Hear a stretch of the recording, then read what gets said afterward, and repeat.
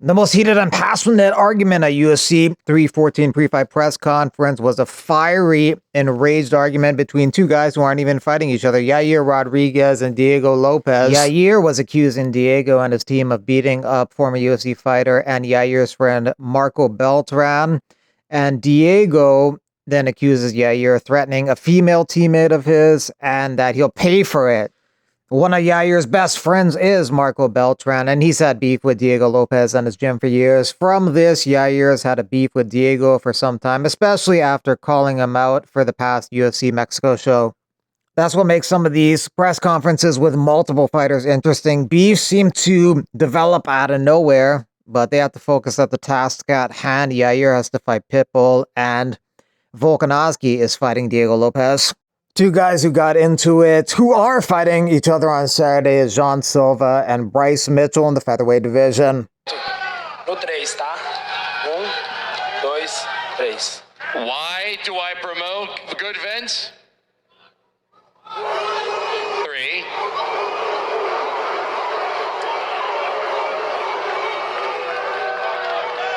I put a lot of dogs down in my day. Ele disse que matou Those dogs that like to come up to the farm, they kill my animals, they come to harm me and my family, and they come barking. You know what they all got in common? They squeal right before they die.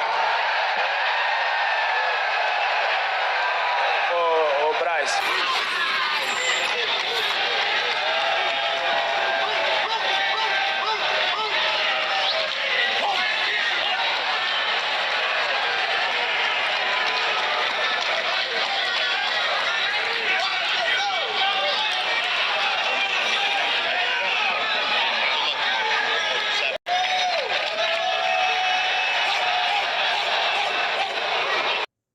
Jean Silva said you might have to retire this weekend due to brain damage you'll take in this fight. Curious you have a response for those remarks. I was born with brain damage, brother. I'll be all right. What do you make of all the talk he's been doing? You know, you said yesterday that he's not treating you nice. You said he's treating you like shit. Why do you think he's saying these things? Do you think it's to gain favor with the crowd? O que você fala de tudo que está acontecendo? I don't care what his intentions are. My intentions are to beat the ever-living hell out of that man.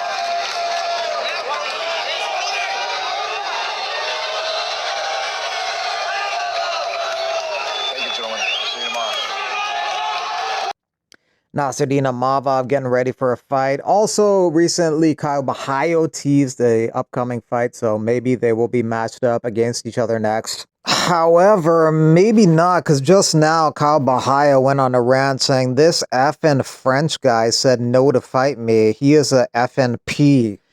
If I was him, I would look in the mirror and feel shame for myself. Imagine the conversation, UFC, hey, you want to fight Kyle for the #1 contender, French P? Oh, I don't want to fight him, he's too good. UFC, if you don't fight him, he's next in line. French P, okay, I won't fight. Imavov is ranked #1, but he's not going to get the title shot next. That goes to #3, Khamzat Chimaev. So Imavov got to take a fight in the meantime. He already fought #2 Strickland, #3 Khamzat's fighting for the belt, #4 Adesanya. He just beat #5 and 6, that's what's left for him, Whitaker or Bahayo. Bahayo's pretty worked up and angry about the situation, even calling Imavov a fake Dagestani and saying Dagestani people are ashamed of him. I just heard the news that they offer us to fight I said yes right away, and he came and said no. Then the UFC came to me and said, like, if you say no, you're not the next in line. Kyle is going to be ahead of you. And then he said, okay, I agree with that. I heard this guy is kind of a Dagestani. I think the Dagestani people are ashamed of him. I heard that the Dagestani guys like to fight. They fight in the street. They live a rough life. But this guy is a He's not Dagestani. Dagestan is shame of you. Have shame on you. That's what they have.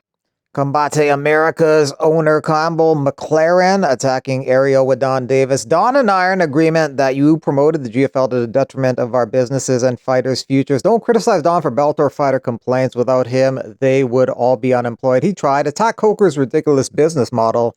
I appreciate the fact that you're trying to incorporate your amazingly irrelevant company to this conversation. You asked why I cover the GFL. I told you I cover the good and the bad of the fight game. My coverage is not an endorsement. In fact, I said multiple times they were DOA. What I don't cover is irrelevance. That's what you and your company are and have been for some time. I'm sorry you feel like you don't get the credit that you don't deserve. Mind you, for the birth of the UFC, I know that has to sting. Paige Van Zandt, who was signed to the GFL, says she's a free agent. You know, GFL looks like that ship is sinking, so she's a free agent.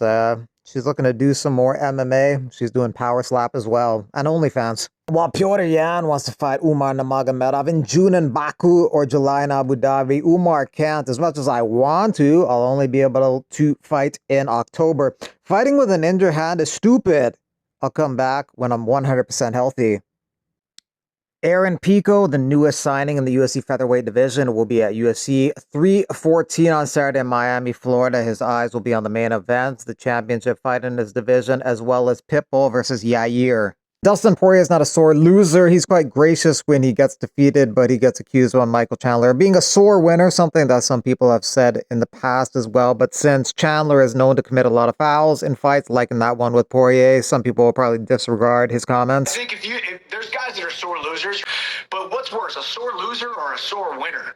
You know, I mean, like, Poirier is the kind of guy who, like, he wins and then he's like, I'm not done. I got to come over and I got to talk more trash to you. Like when he beat Dan Hooker and he, like, went over and got in Dan Hooker's face after he just beat Dan Hooker. He got the win. He got his hand raised, but then he wanted to just stick the nail in the coffin and, like, be a sore winner. I mean, same thing happened with me. He beat me. Cool, dude. You did your job and you got your hand raised. Now you got to have these extracurriculars, which in my mind is even worse. Makes you look even more petty. Makes you look even more worse, right? It's like, let your win do the talking. Let your performance do the talking. You don't need to keep on chirping and talking. I'm pissed off at myself. I'm mad I lost. Just fell short. And now you want to go over and talk more trash to me. I'm like, dude, just get out of my face. But I tried to keep it pretty cordial, but I also wanted to kind of be a little snarky. Like, oh, dude, this is your octagon, the Madison Square Garden. Like, this is your house. Like, shut up, dude. This ain't the house that you built.